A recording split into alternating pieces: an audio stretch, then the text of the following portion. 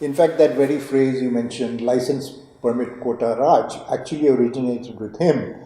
And then it was used by Rajaji, Chakravarti Rajagopalachari, and others. And so people use it without knowing where it came from, but he was the originator. He was on the planning commission and, well, he was a respected economist. He became president of the Indian Economic Association because even if people did not like him, they recognized this independence and integrity, which was good for the profession. As a child, I remember, this would have been 50, I must have been quite small, Minute of Dissent. We didn't quite know what it was, but we knew it was important. And later on, I found out that the import was very sensible. Namely, as he used to write, a certain amount of investment would generate 10 jobs in heavy industry, 100 jobs in light industry, and 1,000 jobs in agriculture. So what do you invest in since you have very limited funds? Nowadays, we would call it a no-brainer. You would invest in light industry and in agriculture. But in those days, this was shockingly radical.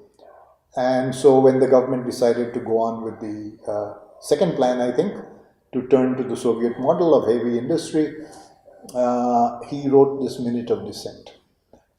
And reading it now, it's quite mild.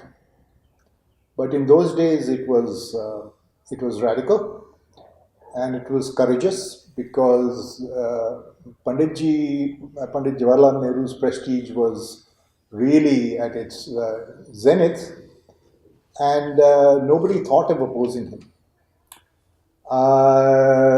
So then, of course, he resigned, and then it was reconstituted without B.R. Shenoy.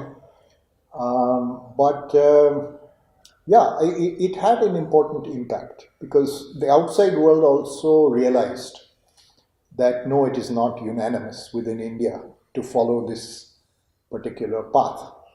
And I heard from a senior person in the Forum of Free Enterprise about the background to this, that apparently the Prime Minister sent some emissary to B.R. Shenoy, and he replied something like, "Tell Panditji I will not withdraw the minute."